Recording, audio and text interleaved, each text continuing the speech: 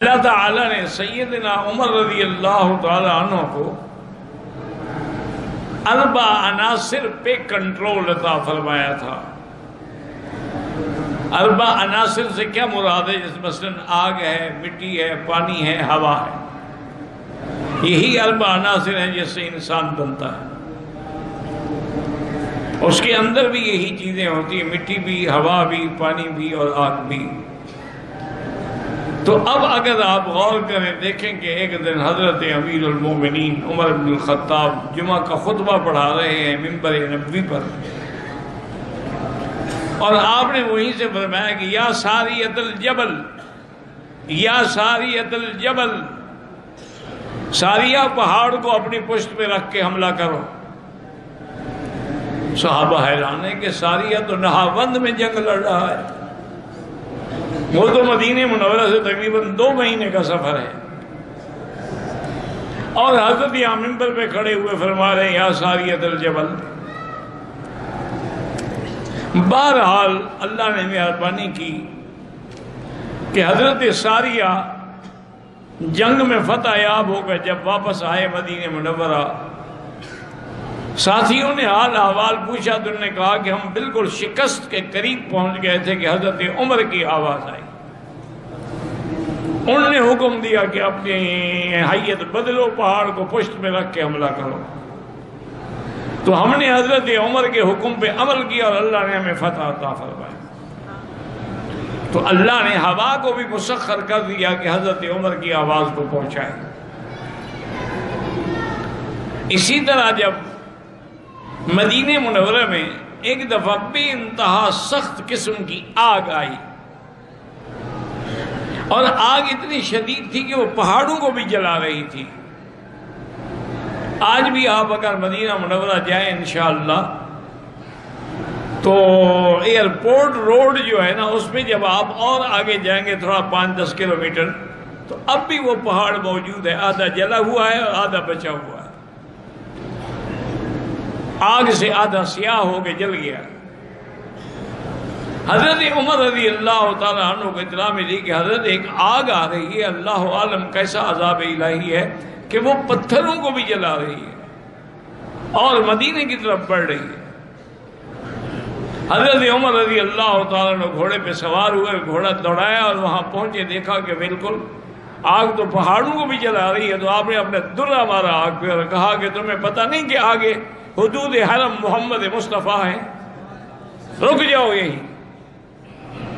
تو جہاں حضرت عمر کا درہ لگا وہی آگ ختم ہو۔ آج بھی وہ جگہ موجود ہے، علامات موجود ہیں۔ تو اللہ نے آگ کو بھی آپ کے مسخر فرما دیا۔ اسی طرح حضرت عمرو بن العاص جب گورنر تھے مصر کے، چونکہ حضرت عمر نے بڑے عظیم انتظامات کیے تھے اپنے زمانہ اقتدار خلافت میں، آپ نے تقریباً 1036 نئے شہر آباد کیے، اور اسی طرح آپ نے تقریباً 4000 نئی مساجد تعمیر کرائی، اور ان میں خطباء اور ائمہ اور مدرسین کا انتظام فرمایا۔ اسی طرح آپ نے نظام عدل قائم فرمایا۔ اسی طرح آپ نے اپنے ملک کو صوبوں میں تقسیم کیا، چونکہ اب تو 22 مربع میل پہ حکومت ہو چکی تھی۔ حضرت عمر کے زمانے میں یعنی آپ دیکھیں کہ مصر ہے، شام ہے، عراق ہے، کردستان ہے، آرمینیا ہے، تبرستان ہے، یہ سارے حضرت عمر کے زمانے میں فتح ہو گئے۔ اصل میں خندق والے دن حضور نے فرمایا تھا نا کہ اوتیت مفاتیح الشام، اوتیت مفاتیح الیمن، اوتیت مفاتیح کسرا، اللہ نے مجھے ان ملکوں کی چابیاں دی ہیں۔ یہ اشارہ تھا کہ یہ ملک فتح ہوں گے۔ تو اللہ کی شان یہ ہے کہ حضور کا فرمان حضرت عمر کے ہاتھوں پورا ہوا اور ملک فتح ہوئے، اور حضرت نے پھر ہر جگہ گورنر بھیجے، اور گورنروں کو بھی ہدایت کی کہ تمہارے دروازے پر کوئی دربان نہ ہو اور کسی کو ملنے سے روکا نہ جائے۔ سادہ کپڑے پہننے ہیں، سادی روٹی کھانی ہے، تاکہ کسی کو احساس نہ ہو کہ ہم غریب ہیں اور گورنر مزے سے کھا رہے ہیں۔ حضرت عمرو بن العاص نے مصر کے گورنر تھے، ان کے پاس کچھ لوگ آئے مصر کے، انہوں نے کہا حضرت ہماری یہ عادت ہے کہ ہم محرم کی 11 تاریخ کو ایک نوجوان کنواری لڑکی بالکل زیوروں سے لدی ہوئی دریائے نیل کے سپرد کرتے ہیں، دریائے نیل کی نظر کرتے ہیں، اور وہ دریائے نیل میں اس کو دفن کیا جاتا ہے۔ اگر ہم ایسا نہ کریں تو دریائے نیل میں پانی نہیں آتا۔ اب آپ آ گئے، اسلام آ گیا، اب بتائیں ہم کیا کریں؟ انہوں نے کہا بھی یہ بڑا اہم مسئلہ ہے، میں اس میں مشورہ لوں گا امیر المومنین حضرت عمر سے۔ انہوں نے پیغام بھیجا، حضرت عمر نے کاتب کو فرمایا کہ خط لکھو، من عبداللہ عمر بن الخطاب الى بحر النیل۔ حضرت عمر دریائے نیل کو حکم دیتا ہے، ان کو تجری من قبل کا فلا تجری، اگر تم اپنے من سے چلتے ہو تو بالکل نہ چلو، فَإِن كُنْتَ تَجْرِي بِإِذْنِ اللَّهِ فَجْرِ، اور اگر تم اللہ کے حکم سے چلتے ہو تو چلو۔ حضرت عمر نے حکم دیا کہ میرا خط جب پہنچے نا اس کو لے کے دریائے نیل کے اندر رکھ دو۔ دریا پڑھتے ہیں مطلب آپ خود اندازہ کریں کہ دریا پانی ہے، پانی میں لکھا ہوا خط ڈال دو تو مٹ جائے گا، لیکن یہ عمر کا خط ہے جو دریاؤں پر بھی آپ مخاطب ہو رہے ہیں۔ تو حضرت عمر بن العاص فرماتے ہیں کہ میں چند ساتھیوں کو لے کے گیا اور وہ خط آپ کے حکم کے مطابق دریا کے درمیان میں جا کے رکھ دیا۔ ایک رات میں 16 گز پانی چڑھ گیا، اتنا پانی کبھی زندگی میں نیل میں نہیں آیا تھا۔ اور اللہ کی شان ہے کہ حضرت عمر کے اس خط کے بعد سے لے کر آج تک پھر نیل بند نہیں ہوا۔ تو اس لیے علامہ اقبال نے کہا تھا نا، بر تو بر ہے دریا بھی نہ چھوڑے ہم نے، بحر و بر میں دوڑا دیے گھوڑے ہم نے۔ حضرت عمر کا حکم ہواؤں پہ بھی چلتا تھا، دریاؤں پہ اور آگ پہ بھی چلتا تھا۔ اسی طرح ایک دن حضرت عمر کھڑے تھے مدینہ منورہ کے شہر کے باہر، زمین میں زلزلہ آیا۔ حضرت عمر نے غصے سے اپنا کوڑا مارا زمین کے اور کہا اثبت ما عدلت علیک، رک جاؤ، میں نے تم پر عدل نہیں کیا ہے کہ تمہیں زلزلہ آ رہا ہے۔ حضرت عمر کا کوڑا لگنا تھا کہ زمین تھم گئی اور زلزلہ ختم ہو گیا۔ تو حضرت امیر المومنین حضرت عمر رضی اللہ تعالی عنہ کے اسی طرح پھر آپ کے انتظامات کو دیکھیں۔ ایک دن آپ رات کو گشت کر رہے ہیں، ایک گھر سے بچوں کے رونے کی آواز آ رہی۔ حضرت عمر رضی اللہ تعالیٰ عنہ تشریف لے گئے، کنڈی کھٹکھٹائی، بی بی دروازے پہ پوچھا بچے کیوں رو رہے ہیں؟ انہوں نے کہا اس کو پتہ نہیں ہے کہ امیر المومنین ہے۔ اس نے کہا بھائی کیا پوچھتے ہو، 4 دن ہو گئے میرے بچے فاقے سے ہیں۔ انہوں نے کہا یہ دیکھو سامنے تو ہانڈی چڑھی ہوئی ہے۔ انہوں نے کہا اس میں میں نے پانی ڈالا ہوا ہے، بچوں کو بہلانے کے لیے کھانا بنا رہی ہوں، تھک رو رو کے آخر وہ سو جاتے ہیں۔ اور اس کے بعد اس نے کہا مجھے بڑی افسوس ہے کہ امیر المومنین کو ہمارے احوال کی خبر بھی نہیں ہے۔ تو آپ نے فرمایا اللہ کی بندی تم اتنا دور رہتی ہو شہر سے اور خود تم نے خبر بھی نہیں دی، تو عمر کو کیسے پتہ لگ سکتا ہے امیر المومنین کو؟ انہوں نے کہا اگر پتہ نہیں لگ سکتا تو پھر کرسی پہ کیوں بیٹھا ہے خلافت کی؟ یہ اس کا کام ہے کہ اپنے رعایا کی خبر گیری کرے۔ حضرت عمر واپس آئے، بیت المال میں داخل ہوئے اور اپنے خادم سالم کو اٹھایا، سامان اٹھایا، بوریوں میں دانے بھی، گندم بھی، آٹا بھی، چیزیں بھی، اور کچھ پکانے کے لیے بھی چیزیں لے کے چلے۔ تو حضرت سالم نے عرض کیا انا احمل عنک یا رسول یا عمر، میں آپ کی طرف سے اٹھا لیتا ہوں۔ فرمایا اچھا، قیامت میں تم میری طرف سے میرا عذاب بھی اٹھا لو گے؟ مجھے اٹھانے دو۔ خود بوری کندھے پہ لا کے اس بی بی کے گھر میں رکھی، خود آگ جلائی اور تھوڑا سا حریرہ تیار کیا اور بچوں کو کھلایا اور بیٹھے ہوئے دیکھتے رہے، بچے کھا رہے ہیں اور مسکرا رہے ہیں۔ تو اس کے بعد وہ بی بی اور بچے کہنے لگے کہ امارت اور خلافت کا مستحق تو تھا، پتہ نہیں عمر کیسے بیٹھ گیا۔ آپ نے کہا اچھا ٹھیک ہے، کبھی تم وہاں آؤ گے تو دیکھو گے شاید مجھے بھی وہاں موجود پاؤ، بتایا نہیں کہ میں عمر ہوں۔ اسی طرح سے ایک دفعہ آپ رات کو گشت پہ نکلے ہیں، دیکھا ہے کہ بچہ رو رہا ہے اور عورت اس کو چپ کرا رہی ہے، لیکن بچہ چپ نہیں کرتا۔ حضرت عمر نے دروازہ کھٹکھٹایا اور پوچھا بی بی کیوں بچے کو رلا رہی ہے؟ اس نے کہا بچے کو میں تھوڑا رلا رہی ہوں، یہ تو عمر رلا رہا ہے۔ اس نے کہا عمر کیسے رلا رہا ہے؟ اس نے کہا کہ آپ نے وظیفہ، حضرت عمر نے وظیفہ مقرر کیا ہے کہ بچہ پیدا ہو تو ماں کو تو وظیفہ ملتا ہے، لیکن بچے کو وظیفہ اس وقت ملتا ہے جب اس کا دودھ چھڑایا جاتا ہے، تو میں کوشش کر رہی ہوں جلدی کہ یہ دودھ چھوڑ دے تاکہ اس کو وظیفہ ملے۔ حضرت عمر روتے ہوئے واپس آئے اور کہنے لگے کہ عمر اپنے آپ سے مخاطب ہوئے کہ عمر قتلتا اولاد الناس، پتہ ہے تم نے کتنے بچوں کو مار ڈالا ہوگا، اور صبح سے اعلان کر دیا کہ جیسے ہی بچہ پیدا ہو جب ماں کا بھی وظیفہ ہوگا اور مولود کا بھی وظیفہ جاری ہوگا۔ تو حضرت عمر رضی اللہ تعالیٰ نے یہ حکم جاری فرما دیا۔ اسی طرح ایک دفعہ رات کو گشت کر رہے ہیں، دیکھا کہ خیمہ لگا ہوا ہے، باہر ایک آدمی بیٹھا ہے اور خیمے کے اندر سے کسی عورت کے کچھ کرانے اور رونے کی آواز بھی آ رہی ہے۔ حضرت عمر قریب گئے، فرمایا کون ہو؟ نے کہا حضرت میں مسافر ہوں، لیکن اتفاق کی بات ہے کہ سفر میں میری بیوی جو ہے نا اندر اس وقت زچگی کی حالت میں ولادت ہونے والی ہے، اور کوئی عورت نہیں، کوئی سامان نہیں، کوئی اسباب نہیں، میں اللہ کے آگے بیٹھے دعا کر رہا ہوں۔ اور فرمایا کہ اچھا ٹھیک ہے، آپ جلدی سے گھر آئے، اپنی بیوی ام کلثوم بنت علی رضی اللہ تعالی عنہ، حضرت علی کی بیٹی ام کلثوم آپ کی بیوی تھی، اٹھایا، کہا ام کلثوم آج ایک موقع آ گیا جنت کمانے کا۔ اور نے کہا کیا بات ہے؟ اس طرح ایک بیچاری ولادت کی مشکل میں ہے اور اس کے پاس کوئی عورت نہیں ہے۔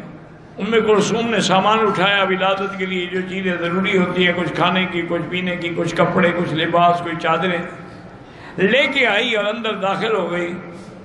اب وہ بندہ بیچارہ مسافر پریشان، یہ کون اللہ کا فرشتہ رحمت کا بن کے آ گیا، عورت کو لے کے بھی آ گیا ہے۔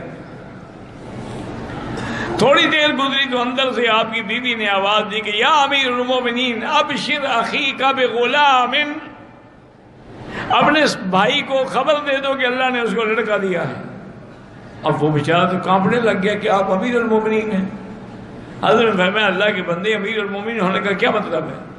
کہ اپنے لیے آیا کہ ہر دکھ کا خیال رکھے، اگر میں نے کچھ کیا ہے تو یہ میرے فرائض میں شامل ہے، میں نے کوئی احسان نہیں کیا ہے تم پر، اس کے بعد بھی تمہیں کوئی ضرورت ہو تو مدینہ منورہ میرے پاس آ جائے۔ تو حضرت عمر رضی اللہ تعالی عنہ ہر چھوٹی سے چھوٹی اور بڑی سے بڑی بات کا خیال رکھتے۔ اسی طرح ایک دن آپ رات کو گشت کر رہے ہیں، دیکھا کہ ایک عورت اپنی بیٹی کو کہہ رہی ہے کہ بیٹی دودھ میں پانی تھوڑا ملا دو، کچھ دودھ بڑھ جائے گا، 4 پیسے زیادہ مل جائیں گے، تمہارا گزارا ہو جائے گا۔ اس نے کہا کہ نہیں، عمر نے منع کیا ہے کہ دودھ میں پانی مت ملایا کرو۔ اور نے کہا تم عجیب لڑکی ہو، این عمر هل ينظر عمر، عمر دیکھ رہا ہے؟ انہوں نے کہا رب عمر ينظر، عمر تو نہیں دیکھ رہا، عمر کا خدا دیکھ رہا ہے، میں پانی نہیں ملاؤں گی۔ تو حضرت اس مکان پہ ایک نشانی لگا کے آ گئے اور صبح کو ان کو پیغام بھیجا کہ آپ کی لڑکی جو ہے میں اپنے بیٹے عاصم کے لیے لینا چاہتا ہوں، میں اس کو بہو بنانا چاہتا ہوں۔ انہوں نے پوچھا کہ وجہ کیا؟ انہوں نے کہا میں نے رات بات سن لی تھی تمہاری بچی کی، اس کا عقیدہ اور اس کی دیانت دیکھ کر میں مجبور ہوا ہوں کہ میں اس کو اپنی بہو بنا لوں۔ تو وہ حضرت کی بہو بن کے، امیر المومنین کی بہو بن کے امیر المومنین کے گھر میں آ گئی۔ اللہ کی شان دیکھیں، یہ حضرت عمر بن عبدالعزیز جو ہیں ان کی نواسی کی اولاد میں سے ہیں۔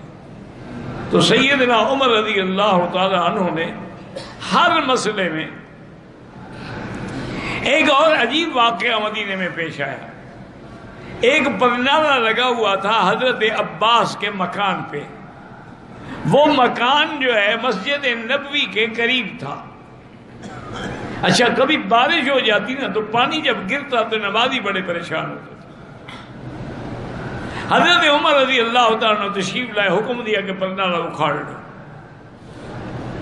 پرنالے کو اکھاڑ لیا گیا. حضرت عباس باہر گئے ہوئے تھے, واپس تشریف لائے تو دیکھا کہ پرنالہ نہیں ہے. پوچھا کہ پرنالہ کس نے اکھاڑا ہے؟ انہوں نے کہا عمر نے اکھاڑا ہے. انہوں نے کہا اچھا, اس کو کیسے جرأت ہوئی کہ میرے مکان میں میری اجازت کے بغیر میرا پرنالہ اتار دے؟ ابی ابن کعب جو ہیں اس وقت قاضی تھے مدینے کے, اس نے آ کے ان کی عدالت میں دعویٰ دائر کیا عمر کے خلاف. قاضی نے آپ کو طلب کیا. حضرت عمر نے کہا کہ حضرت میں نے اپنی ذاتی ضرورت کے لیے نہیں اتارا, یہ جب بارش ہوتی ہے پانی گرتا ہے تو نمازی جب گزرتے ہیں تو ان کے کپڑے خراب ہو جاتے ہیں, راستہ خراب ہو جاتا ہے. لیکن حضرت عباس نے کہا, قاضی سے نے کہا حضرت یہ پرنالہ میں نے نہیں رکھا, یہ پرنالہ حضور نے اپنے ہاتھ سے میرے مکان پہ رکھا تھا. مجھے اس لیے دکھ ہے کہ اسے وہ پرنالہ اتارا ہے جو حضور پاک نے رکھا تھا. حضرت عمر نے قاضی سے کہا کہ حضرت آپ فیصلہ نہ کریں, اب میں فیصلہ خود کروں گا. حضرت عباس کو لے کے آگے اور آ کے کہنے لگے عباس بات سنو, میں دیوار کے ساتھ کھڑا ہو جاتا ہوں, میرے کندھے پہ سوار ہو کے پرنالہ رکھو. تو اب حضرت عمر دنیا دیکھ رہی, امیر المومنین دیوار کے ساتھ کھڑے, حضرت عباس کندھے پہ چڑھے ہوئے پرنالہ لگا رہے. جب پرنالہ لگ گیا حضرت عباس نیچے اترے, انہوں نے کہا امیر المومنین بات یہ ہے آپ نے جو کچھ کیا وہ ٹھیک ہے, میں بھی صرف احقاق کے حق کے لیے دعویٰ کیا تھا کہ کیا قاضی عدل کرتا ہے یا نہیں کرتا ہے, ورنہ میں بھی جانتا ہوں کہ اس پرنالے سے لوگوں کو تکلیف ہوتی ہے, لہذا یہ پورا مکان میں نے مسجد نبوی کے لیے وقف کر دیا, آپ میرے مکان کو توڑ کے مسجد میں شامل کر دیں. تو وہ مکان بھی الحمدللہ مسجد نبوی میں شامل ہو گیا. تو حضرت عمر رضی اللہ تعالی عنہ کبھی اتنے گھبرا جاتے تھے کہ ایک دن جنگل میں لیٹے ہوئے ہیں اور کہہ رہے ہیں کہ یا عمر انت ولی رفعک اللہ, انت ذال ہداک اللہ, انت ذلیل اعزک اللہ. تم تو ایک عام آدمی تھے, تمہیں اللہ نے اتنی شان دی, تم تو بھٹکے ہوئے تھے, اللہ نے تمہیں اسلام سے ہدایت دی, تم تو کمزور تھے, اللہ نے تمہیں اتنا طاقتور بنا دیا, اب تم قیامت میں اللہ کو کیا جواب دو گے اگر کسی کو تکلیف ہوئی؟ ایک گورنر آئے ہیں مجھ سے ملنے کے لیے, جب مدینے میں آئے تو انہوں نے پوچھا کہ بھی امیر المومنین کا محل کہاں ہے؟ انہوں نے کہا امیر المومنین کا تو کوئی محل نہیں, یہ سادہ سا مکان ہے. پتہ کیا؟ انہوں نے کہا گھر میں نہیں ہے. مسجد میں پتہ کیا؟ انہوں نے کہا مسجد میں بھی نہیں ہے. ایک آدمی ملا, انہوں نے کہا حضرت باہر جا رہے تھے, وہ گورنر بھی باہر چل پڑا.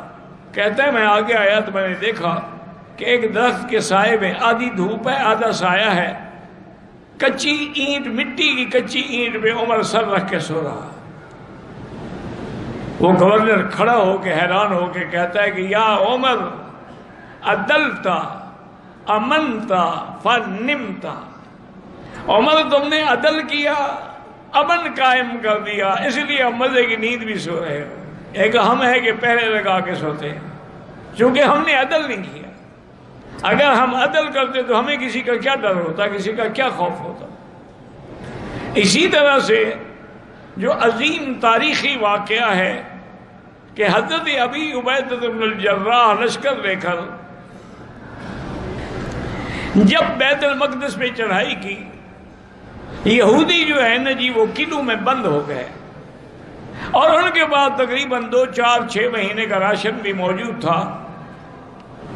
اب حضرت ابی عبیدہ نے بھی 1 مہینے تک محاصرہ جاری رکھا, لیکن فائدہ کوئی نہیں, قلعہ فتح نہیں ہو سکتا تھا.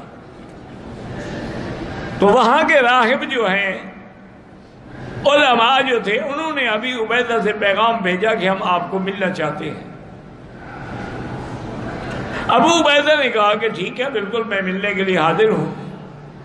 جب وہ علماء تشریف لے آئے تو انہوں نے کہا کہ دیکھو ابی عبیدہ, یہ ہم نے اپنی سابقہ کتابوں میں پڑھا ہے، اس شہر کو ماں سوائے حضرت عمر کے کوئی فتح نہیں کر سکتا۔ آپ نے فرمایا فزت ورب الکعبہ، مجھے رب کعبہ کی قسم ہے، پھر ہم کامیاب ہو گئے، ہمارا امیر المومنین بھی تو عمر ہے۔ انہوں نے کہا اس طرح نہیں، آپ حضرت عمر کو بلائیں، ہم اپنی کتابوں کے مطابق ان کی نشانیاں دیکھیں گے، اگر واقعی وہ وہی عمر ہے جس کا ذکر تورات و انجیل میں ہے، چونکہ جیسے حضور کا ذکر تھا کتابوں میں، حضور کے صحابہ کا بھی ذکر تھا، اس لیے قرآن کہتے ہیں ذَلِكَ مَثَلُهُمْ فِي التَّوْرَاةِ وَمَثَلُهُمْ فِي الْإِنجِيلِ۔ ابو عبیدہ نے حضرت عمر کو اطلاع بھیجی کہ حضرت یہ معاملہ ہے، اب یہ مسئلہ آپ کے آنے کے بغیر حل نہیں ہو سکتا۔ حضرت عمر روانہ ہوئے، لیکن غلام کے ساتھ شرط کی کہ بھئی ایک منزل تم پیدل چلو گے، میں اونٹ پہ سواری کروں گا، پھر اگلی منزل میں پیدل چلوں گا، تم اونٹ پہ سواری کرو گے۔ اس طرح سفر کرتے کرتے کرتے آپ وہیں پہنچ گئے۔ ابی عبیدہ نے آپ کا استقبال کیا رضی اللہ تعالی عنہ وارضاہ، اور اس کے بعد ابو عبیدہ نے عرض کیا کہ امیر المومنین کل فلاں وقت میں ان کے علماء اپنی کتابیں لے کے آئیں گے، ہماری ایک درخواست ہے کہ آپ کے کپڑوں میں پیبند لگے ہوئے ہیں، کپڑے بھی میلے ہو چکے ہیں، اگر آپ مہربانی کر کے کل ایک اچھا جوڑا پہن لیں اور اس مریل اونٹنی کے بجائے ایک بہترین گھوڑے پہ سوار ہو کے چلیں تاکہ پتہ تو لگے کہ امیر المومنین ہیں۔ اور میں اچھا، تو آپ نے لباس بدلا اور گھوڑے پہ سوار ہونے کے لیے رکاب میں پاؤں رکھا، ایک پاؤں رکھا بھی بیٹھے نہیں تھے، اور چھلانگ مار کے واپس اترے اور کہا ہلاکا عمر، ہلاکا عمر، ہلاکا عمر، عمر برباد ہو گیا، اور حکم دیا کہ میرے کپڑے لے آؤ۔ وہی کپڑے پرانے لائے گئے، وہی پہنے، اسی اونٹنی پہ بیٹھ کے آپ روانہ ہوئے۔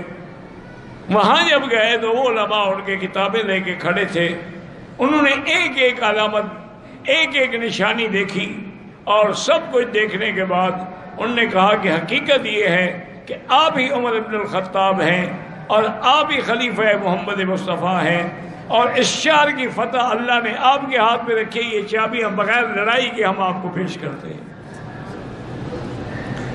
شہر فتح ہو گیا۔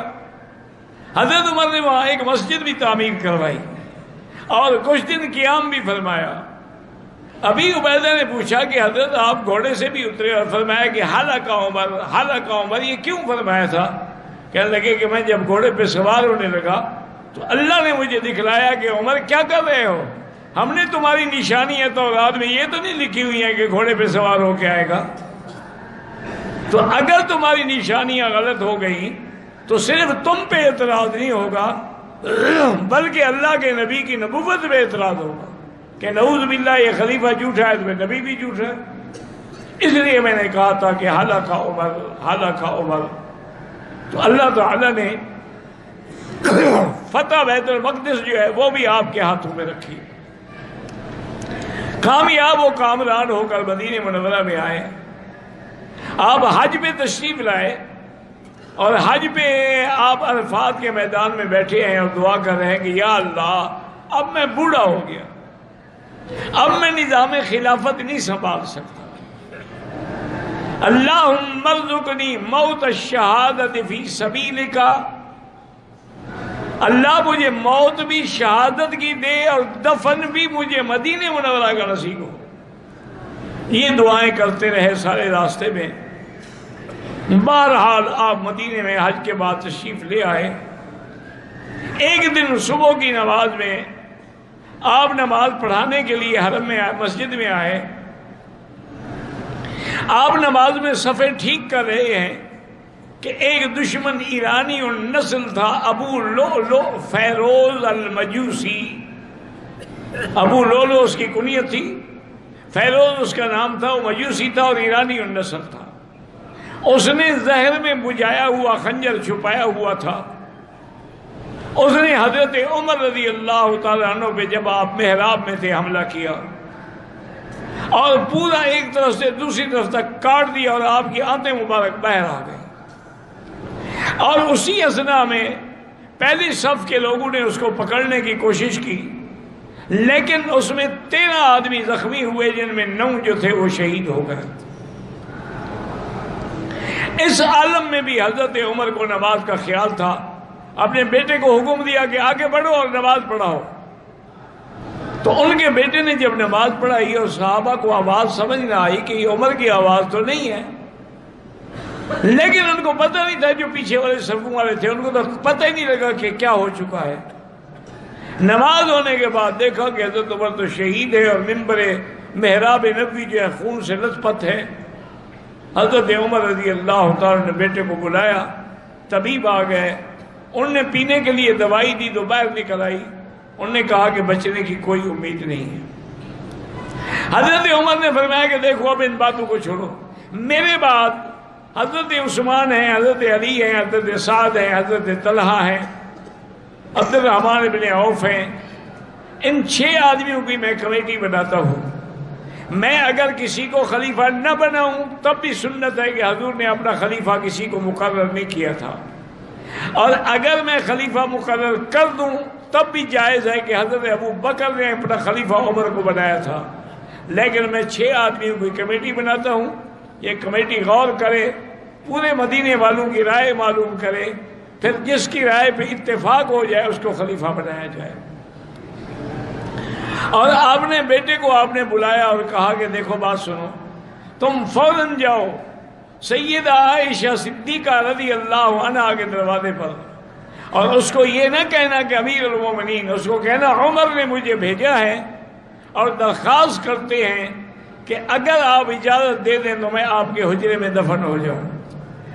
جب آئے تو بی بی عائشہ رو رہی تھی، ان کو پتہ لگ گیا تھا کہ حضرت عمر کا یہ عالم ہے، تو انہوں نے کہا کہ بیٹا واللہ میں نے یہ قبر کی جگہ اپنے لیے رکھی تھی، لیکن آج حضرت عمر نے مانگ لی ہے، وہ مجھ سے زیادہ اولا ہے، لہذا اسی کو دفن ہوگا، میری طرف سے اجازت ہے۔ حضرت عمر کے پاس آئے اور کہا کہ ابشری یا امیر المومنین، سیدہ عائشہ راضی ہو گئی ہیں اور اجازت دے دی ہے۔ فرمایا اس طرح نہیں، مجھے جب میں فوت ہو جاؤں، مجھے تجہیز و تکفین ہو جائے تو میری میت لے کے عائشہ کے دروازے پہ رکھنا، ہو سکتا ہے مجھے امیر المومنین سمجھ کے اجازت دے دی ہو، اگر اجازت دیں پھر مجھے روضہ رسول میں دفن کیا جائے، ورنہ جنت البقیع کے قبرستان میں دفن کیا جائے۔ حضرت عمر رضی اللہ تعالیٰ عنہ کو لے آئے، انہوں نے آ کے کہا، بی بی عائشہ نے روتے ہوئے کہا کہ میں نے اجازت دے دی ہے، اب یہاں حضرت عمر کا حق ہے، اور اللہ کے نبی کی پیشین گوئیاں جو تھی وہ بھی پوری ہو گئی کہ خلقنا من تربۃ واحدۃ، کہ ہم ایک مٹی سے پیدا ہوئے ہیں، میں ابو بکر اور عمر، اور ایک ہی جگہ ہم دفن ہوں گے اور قیامت میں ہم ایک ہی جگہ سے کھڑے ہوں گے۔ تو آج اللہ کے نبی کی پیشین گوئی بھی پیاری ہو گئی، اور شہید محراب حضرت عمر رضی اللہ تعالیٰ عنہ حضور کے قدموں میں دفن ہو گئے۔ آپ اندازہ کریں 22 لاکھ مربع میل پہ حکومت کرنے والا عمر جب فوت ہوتا ہے 86,000 درہم قرضہ ہے آپ پر، قرضہ چھوڑ کے مرے ہیں، اور آپ نے وصیت کی تھی کہ میرا جو مکان ہے بیچ دو اور قرض ادا کرو، تو آپ کا مکان فوراً بیچا گیا اور آپ کا قرضہ جو ہے وہ ادا کیا گیا۔ اس کے علاوہ یعنی آپ نے کوئی جائیداد نہیں چھوڑی ہے، رضی اللہ تعالی عنہ وارضاہ۔ اللہ تبارک و تعالی نے آج یعنی مراد نبی کو میں شہید محراب کو دفن بھی کہاں ملا؟ روضہ محمد مصطفیٰ میں، جو جنت کا ٹکڑا ہے، ما بین بیتی و منبری روضۃ من ریاض الجنہ، رضی اللہ تعالی عنہ وارضاہ۔